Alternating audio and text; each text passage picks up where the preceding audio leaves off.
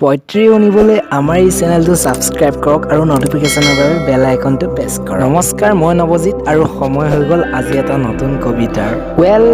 আজিৰ কবিতাৰ শিৰোনাম হৈছে ইতিহাস। বাপু ৰাতিপুৱাল স্বাধীনতা দুৱাৰ দলিত এক কদম আৰু দাণ্ডি যাত্ৰা, এক কদম আৰু বন্দে মাতৰম।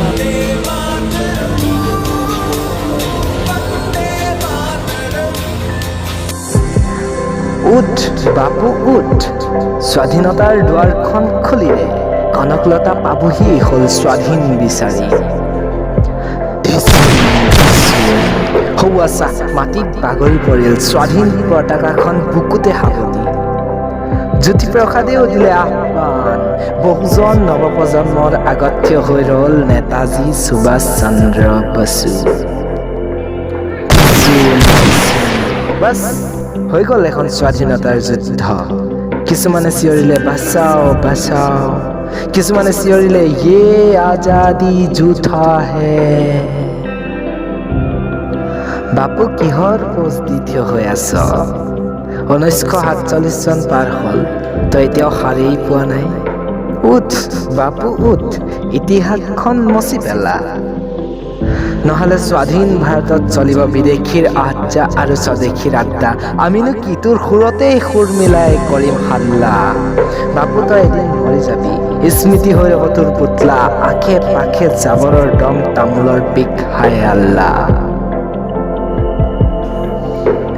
বহুতে ক'ব তোলৈ আঙুলি টোৱাই সৌৱাচা ইতিহাস। বাপু এতিয়াও কিহৰ পোজ দি থিয় হৈ আছ? সত্যাগ্ৰহ আন্দোলনৰ নে দাণ্ডি যাত্ৰাৰ?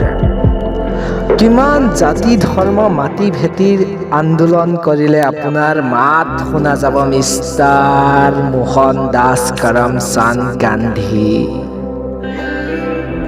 বাপু ফালি নেপেলালি কিয় তোৰ হাতত থকা ইতিহাসৰ পৃষ্ঠাবোৰ? সম্ভৱতঃ তেতিয়াই মুক্তি পাব এই স্বাধীন দুনিয়া। বাপু এক কদম আৰু দাণ্ডি যাত্ৰা, বাপু এক কদম আৰু বন্দে মাতৰম।